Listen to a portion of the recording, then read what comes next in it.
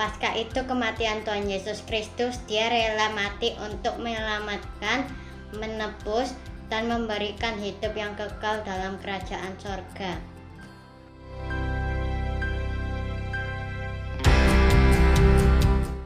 Menurut saya, arti Paskah adalah Tuhan rela mati buat kita di kayu salib untuk menebus dosa-dosa kita.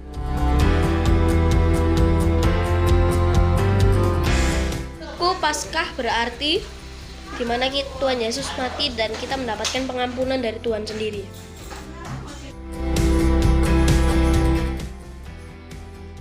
Ya, Shalom Kingdom Kids, apa kabar semuanya? Kakak percaya bahwa semua adik-adik dalam perlindungan Tuhan yang luar biasa, dalam penjagaan Tuhan yang hebat, karena Allah kita adalah Allah yang menjadi pelindung kita yang luar biasa. Dan hari ini masih dalam ibadah online kita, minggu pertama di bulan April ini, bulan yang kita akan belajar banyak hal. Tapi hari Minggu ini bukan minggu biasa. Kita tahu kemarin Jumat kita baru merayakan bagaimana kematian Tuhan Yesus buat kita. Dan kita tahu dari Alkitab tertulis 3 hari kemudian Tuhan Yesus bangkit. Artinya hari ini Tuhan Yesus bangkit buat kita. Wow, ini adalah kabar yang istimewa. Nah, apa sih Paskah itu buat kita? Apa sih kematian Tuhan Yesus dan kebangkitan Tuhan Yesus itu?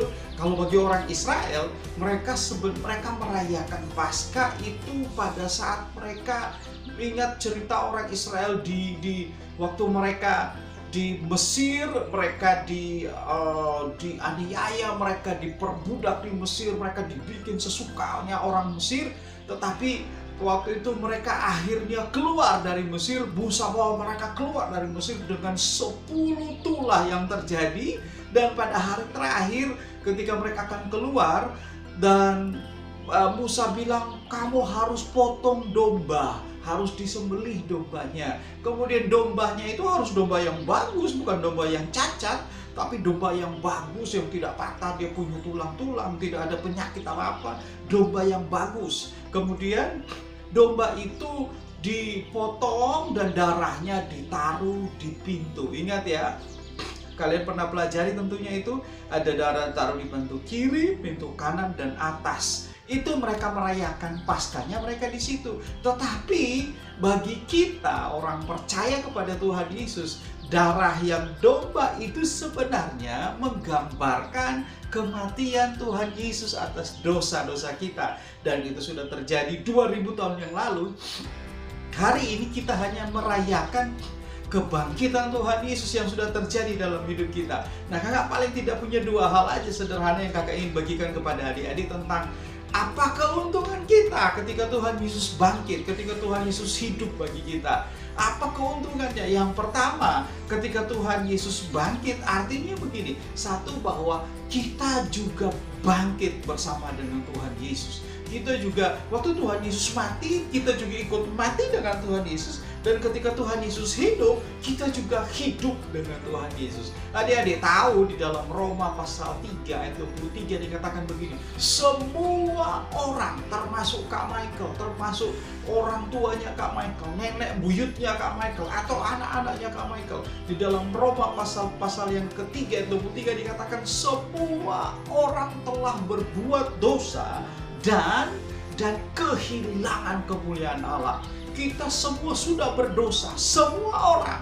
Jadi adik-adik juga di rumah, semua kita berbuat dosa. Gak ada satupun kita ini benar. Sudah berbuat dosa ini, kita kehilangan kemuliaan Allah, kehilangan keserupaan kita dengan Tuhan. Keserupaan kita yang pertama dengan Tuhan adalah ketika Tuhan tinggal dalam diri kita. Bagaimana kita hidup dengan Tuhan, tapi Tuhan gak bisa hidup dengan kita karena kita penuh dengan dosa.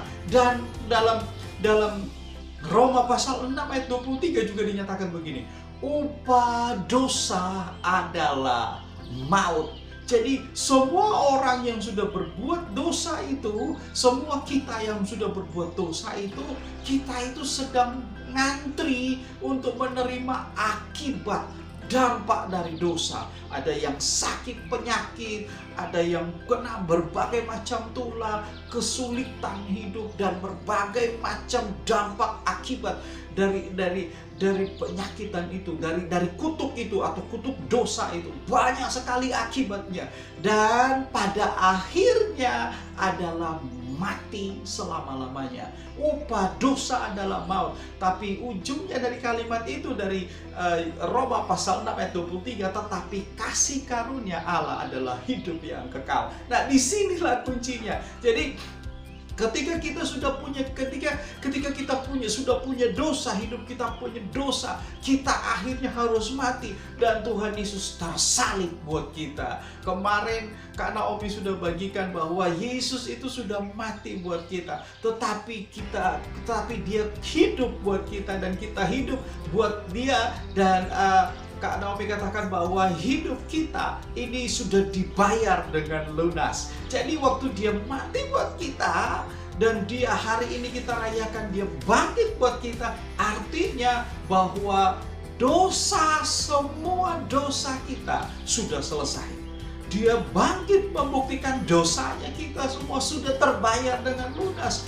Dia teriak sudah selesai atau tetelestai, sudah genap. Dia teriak begitu, artinya memang sudah selesai karena Dia sudah bangkit, Dia sudah hidup, bahkan Dia sudah naik ke surga. Dia sudah ada di surga, tapi Dia memberikan Roh Kudus-Nya bagi kita. Dia sudah bangkit. Nah, ada beberapa keuntungan. Paling tidak Kak mereka bagi 2 keuntungan tadi. Yang pertama, bahwa Yesus benar-benar bangkit tadi. Yesus hidup buat kita. Dan kalau Dia hidup buat kita, wah, kita punya kehidupan di dalam Dia. Efesus pasal 2 ayat 4-5 dikatakan begini, tetapi Allah yang kaya akan rahmat, kemudian oleh karena kasih-Nya yang besar yang dilimpahkannya kepada kita, telah menghidupkan bersama-sama kita bersama-sama dengan Kristus, sekalipun kita telah mati oleh kesalahan-kesalahan kita.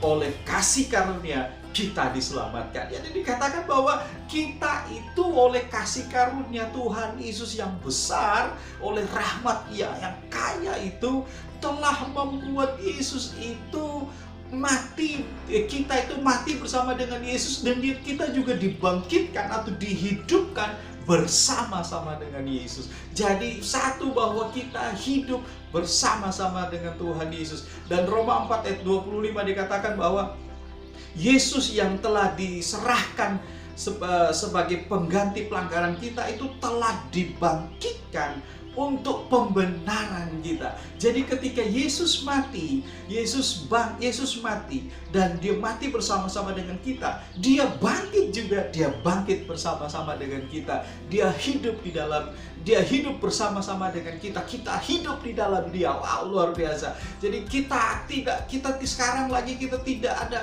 ada hidup yang penuh dengan tekanan dosa, penuh dengan tuduhan dosa. Kita tidak hidup dikuasai oleh dosa. Kita tidak hidup ditekan oleh dosa sehingga kita harus berbuat dosa setiap hari. Kita tahu bahwa kita punya kehidupan di dalam Yesus, kehidupan yang sudah berkemenangan, kehidupan yang tidak dikontrol oleh dosa, kehidupan yang tidak ditekan oleh dosa. Tidak ada kutuk dalam hidup adik-adik, tidak ada sakit penyakit dalam hidup adik-adik, tidak ada kematian dalam hidup adik-adik, karena kematian kita sudah ditanggung dalam Tuhan Yesus di kayu salib. Kalau toh kita secara fisik mati nanti, misalnya kayak orang tua kita yang dulu mungkin kakek nenek kita mungkin yang sudah ada meninggal, atau mungkin orang yang pernah kita tahu dan meninggal, itu mereka meninggal secara fisik, tapi secara roh mereka tetap hidup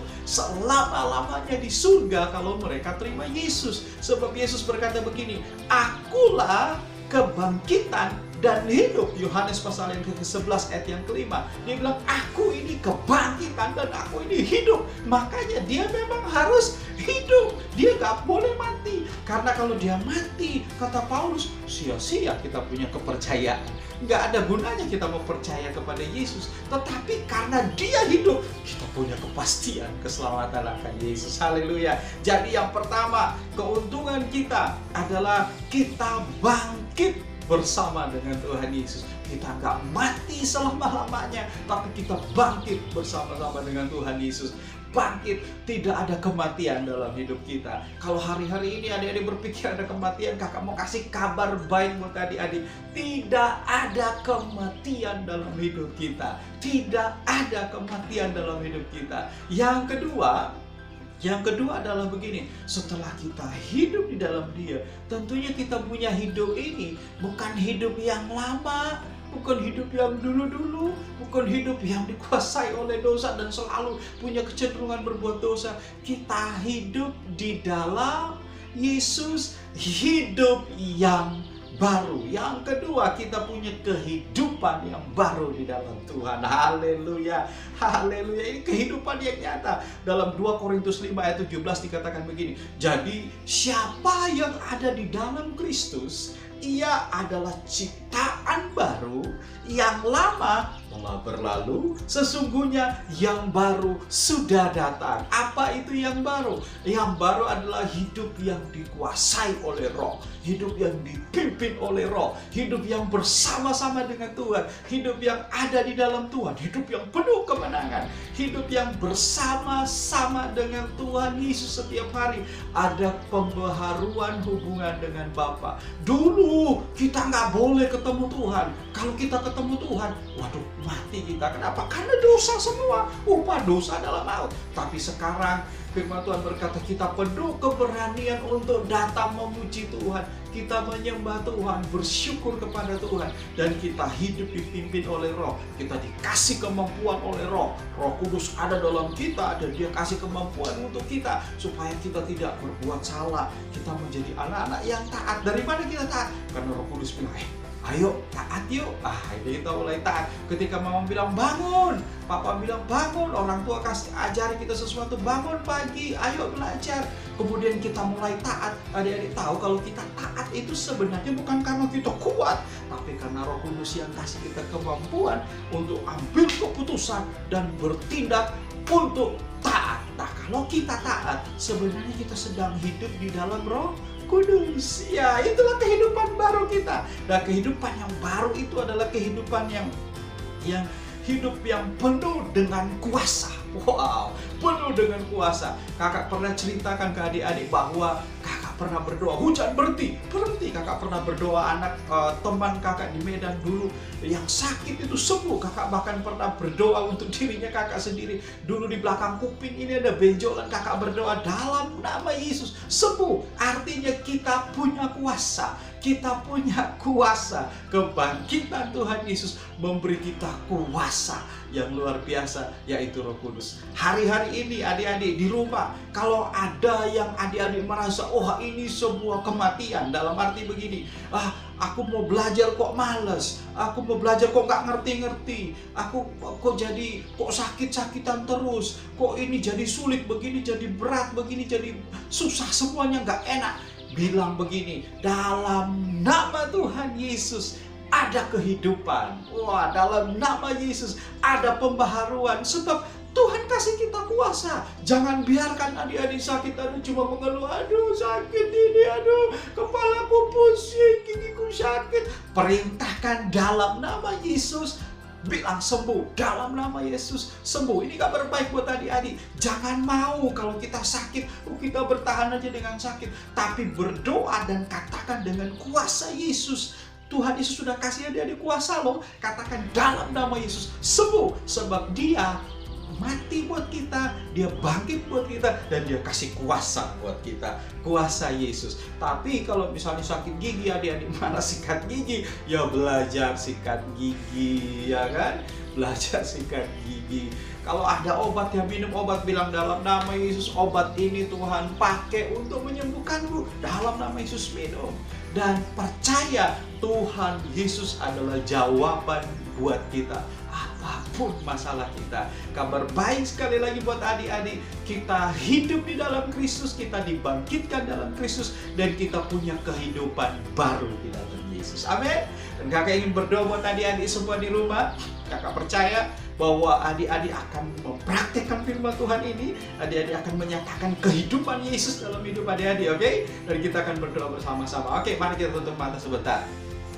Bapa, di dalam nama Yesus aku berdoa, Dan aku bersyukur bahwa Engkau mengingatkan kembali bahwa kematianmu di kayu salib dan kebangkitanmu pada 3 hari berikutnya itu adalah bukti bahwa kami juga mati dalam dosa-dosa kami dan kami hidup juga di dalam Engkau, dan kehidupanmu memberikan kami kehidupan juga dan kehidupan baru di dalam Engkau. Kebangkitanmu juga membuat kami bangkit bersama Yesus dan kehidupan baru juga kami miliki di dalam Engkau. Karena itu sebagai anak-anak Tuhan yang memiliki kehidupan baru, aku memberkati anak-anak-Mu Tuhan, Kingdom Kids ini, mereka akan terus mengenal pribadi-Mu, dan apapun yang mereka hadapi, mereka ingat firman Tuhan dan mereka perkatakan kebenaran firman Tuhan, dan mereka mengalami kemenangan, mengalami mujizat, mengalami jalan keluar, sebab Yesus sendiri hidup di dalam hidup setiap anak-anak, setiap kami semua. Hamba memberkati mereka Tuhan, dalam nama Yesus, memberkati orang tua mereka, pekerjaan apapun yang sedang mereka lakukan hari-hari ini. Hamba katakan dalam nama Yesus, berhasil, sukses, berkembang, dan membuat anak-anak mereka bersuka cita sebab Tuhan ada dalam keluarga mereka. Kami memberkati mereka di dalam nama Tuhan Yesus Kristus. Kami berdoa dan mengucap syukur. Haleluya. Amin. Oke, terima kasih untuk kesempatan untuk bisa mendengar firman Tuhan, dan percaya kita sudah dibangkitkan bersama dengan Yesus dan kita punya kehidupan yang baru dalam Yesus. Oke, sampai ketemu minggu-minggu ke depan, kita akan belajar banyak lagi hal-hal yang istimewa. Kakak percaya kita akan semakin bergairah mengenal siapa Yesus yang hebat buat kita. Oke, sampai ketemu. Tuhan Yesus memberkati. Shalom. Bye-bye.